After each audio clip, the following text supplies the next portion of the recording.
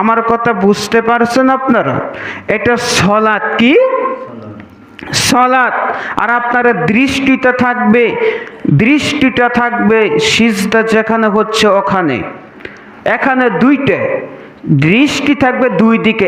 এক, যখন আপনার সালাত আদায় করতেছেন তখন আপনার দৃষ্টি থাকবে সিজদার দিকে। আবার যখন আপনার বৈঠকে বসবেন, যখন আঙ্গুল এইভাবে নাড়াচাড়া করবেন, নাড়াবেন, তখন আপনার দৃষ্টিটা থাকবে কি আঙ্গুলের দিকে। কথা বুঝতে পারেন আমার? এখন আপনি সূরা ফাতিহা বলবেন। সূরা ফাতিহা বলবেন মানে আল্লাহর সাথে এখন আমরা কথা বলছি, আল্লাহর কাছে চাচ্ছি।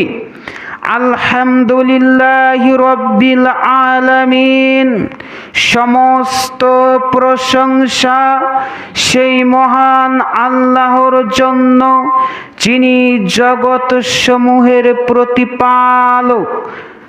আর রহমানির রহিম, যিনি করুণাময় অসীম দয়ালু।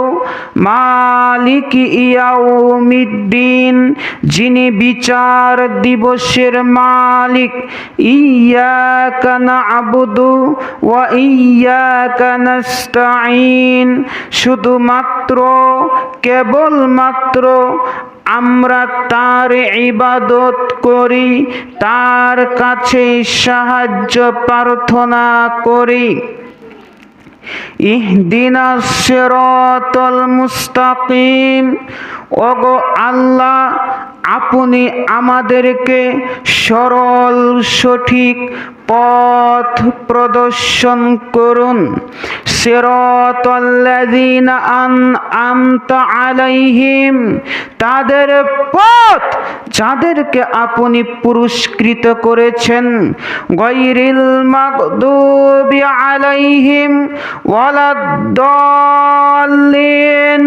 তাদের পথ নয় যাদেরকে আপনি অভিশপ্ত করেছেন, যাদের উপর আপনার নাবির লানত, যাদের উপর আপনার লানত, যাদেরকে আপনি অপছন্দ করেন, যাদেরকে আপনি অভিশপ্ত করেছেন।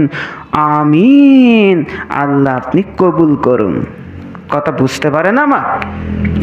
এখন আপনাকে যে কথা বুঝাচ্ছি, এখন একদল যখন আমিন বলা হয় তখন বলে আমিন বলা যাবে না, বলে কি না?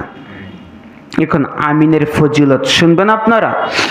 রাসূল সাল্লাল্লাহু আলাইহি ওয়াসাল্লাম বলেছেন, যদি ইমামের আমিন মুসলমান